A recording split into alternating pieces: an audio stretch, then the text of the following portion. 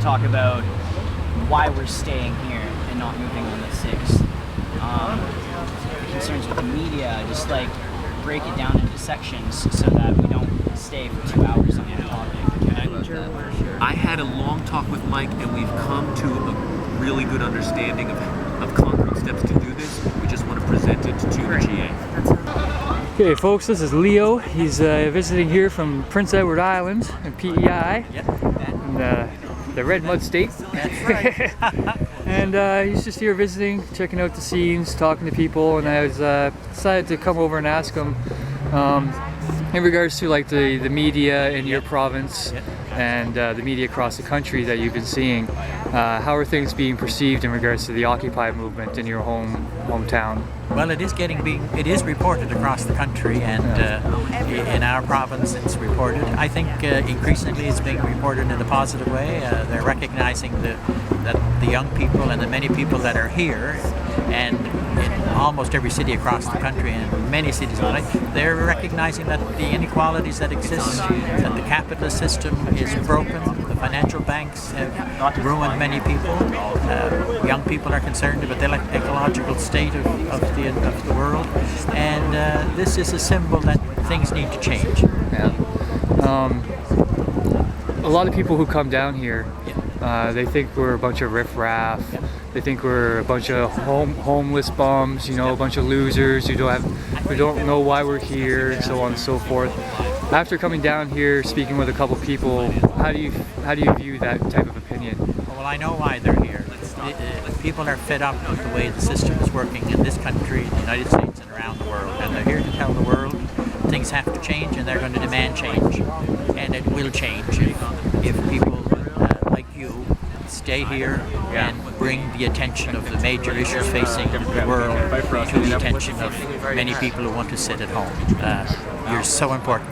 This is a movement that's going to last, so I congratulate you and everybody else who's here. Thank you. We're putting a lot of work and effort into it. Yeah, you deserve to be congratulated. And the community has been more than helpful. Oh, absolutely. Well, everybody recognizes that the world has to change. And you mentioned these folks were... Too. Eric is from Washington. Oh, it's from Washington, DC. Okay. And JD is from Washington as well. James, nice to meet you. What's your name? James. JD, good to meet you. Hey, Eric. You're from Washington? Yeah. And Washington, D.C. Washington, D.C. Yeah. From Washington, how is everything being perceived? Well, we think it's great that there are folks here protesting too. Just today, the U.S. Congressional Budget Office came out with a report that says, yeah, the occupiers are right. The share of wealth of the upper 1% has doubled in the last 3 years. Do you see any subtle differences between the Occupy movement down in the States as opposed to here? You have more of a Canadian accent. It's colder up here right now. That's right, eh? Oh, we hit the negatives last night. Wow. Yeah. How's everyone holding up? It's we're starting to winterize. We're getting more tarps, more blankets, more gloves, more clothing. We have the labor union donating money, supporting us. We also have the nurses union who's donating money as well. Well, because it's attack on everybody is working. Yes. Like the folks that, I mean, all of you folks are amazing, but those 4 folks who came and spoke to us were like incredible, absolutely incredible. The standing ovation was definitely was really nice. really nice. And you guys had some really good questions as well. Yeah. In regards to how things are getting done and everything like that. Folks had some questions and they were well answered. And so the labor movement standing strongly in support and solidarity. Yeah. What are your views on the whole City Hall thing? And we stand with Occupy Nova Scotia. Yeah. We stand behind Occupy. That's awesome. Is there any plans in the works to have maybe a union rally down here? Well, we're going to talk to folks tonight about what plans folks here have. We want to be at the General Assembly and talk to folks, and we want to have a discussion about where folks would like us to help out in different areas.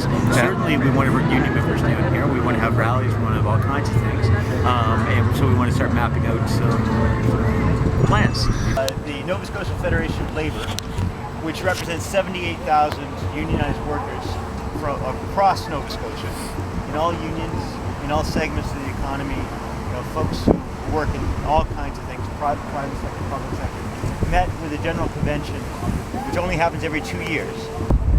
We had 4 of you come out and speak to us on Monday, and then on Tuesday we passed a hat, and delegates chipped into their pockets. They pulled out quite a bit of money, which is matched with some other money from the Fed, and we've managed to raise a total of $5,000. Nice. Woo!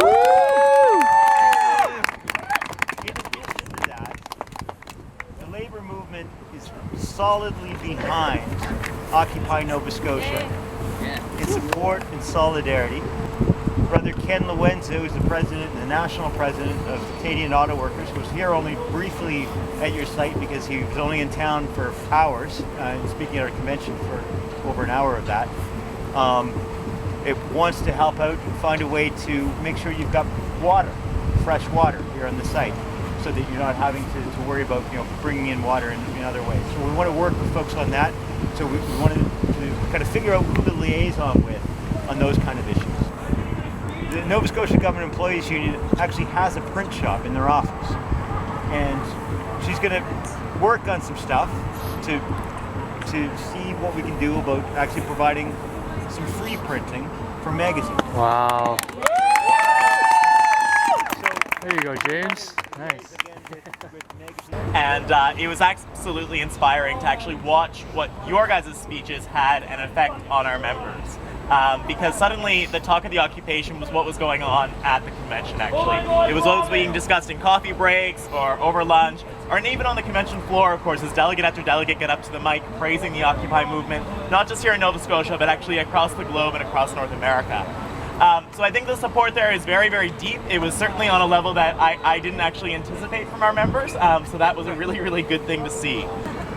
Okay, today we give out $70 for supplies, rope and duct tape, $56 for totes for keeping things safe and dry, extension cord and envelopes, which equal to $126. We also give out free bus passes to the med tent for whatever emergencies, and 9 bus passes for the occupation Occupy the Ferry.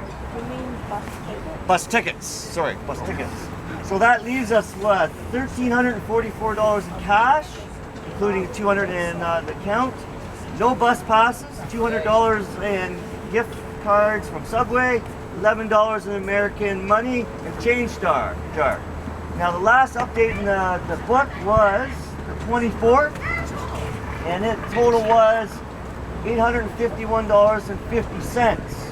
When we started today, it was only $502, so there's a discrepancy of $349.50. Shame. Up until today, there's been 2 consistent people on the finance team, now called the logistics team. Up until today, there's been 2 people on the finance team, me and Angel, and today I sent out a call for more participants. 4 people volunteered, so now there's 6 people.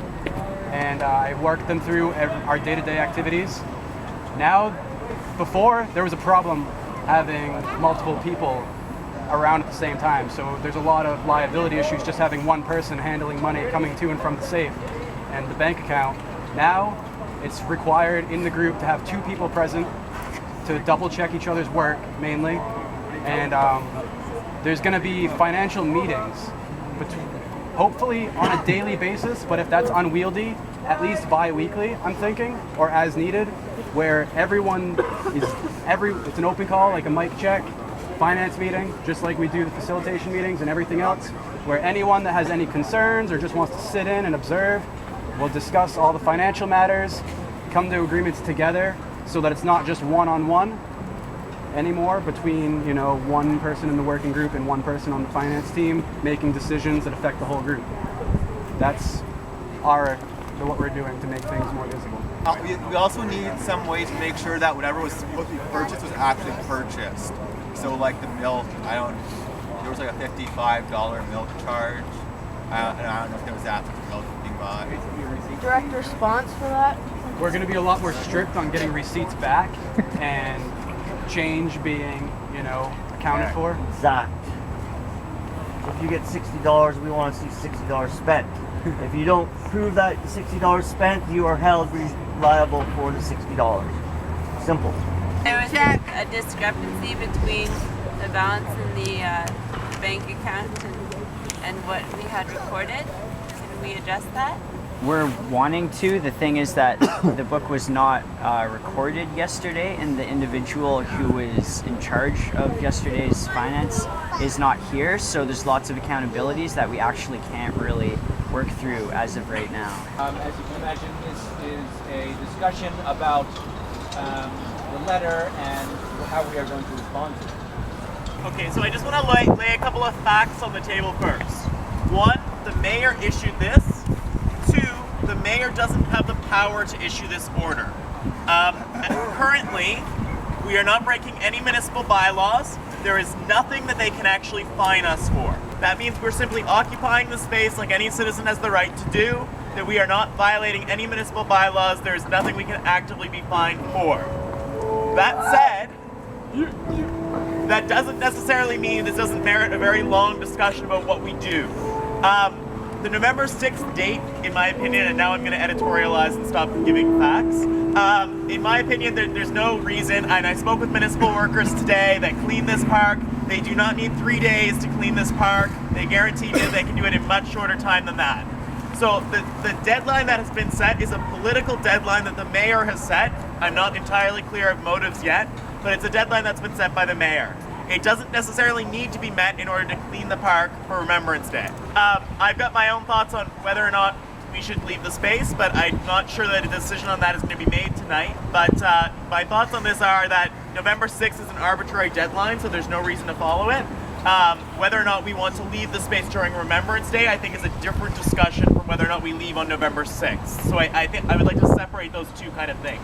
When we were at our convention over the last 5 days, unanimous, over 200 folks in the room, unanimously speaking in favor and support of whatever decisions you folks make, and in support of the Occupy movement.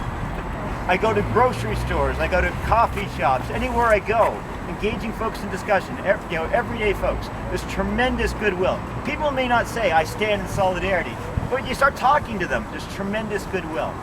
We can debate, the question of the significance of Remembrance Day and whether we should or shouldn't celebrate it. The real question is the community, the folks who actually have tremendous goodwill and support for this movement, many of them see this as an important part of their community culture over the course of a year. Does anyone have any final closing comments? Okay. I think we definitely gain support from the skeptics in the community if we were to move, because it would just show our level of commitment and dedication. There are definitely a lot of people, from doing outreach in my suits, I've discovered there are quite a few skeptics out there. We'll continue this discussion later.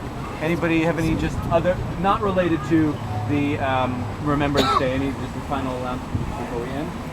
Group hug time! Yeah, you guys are awesome. The General Assembly is now closed. Thank you for coming, everyone. There's a bunch of stuff on the ground. Oh my God. Oh my God. Don't leave. What? I know, but they don't know that.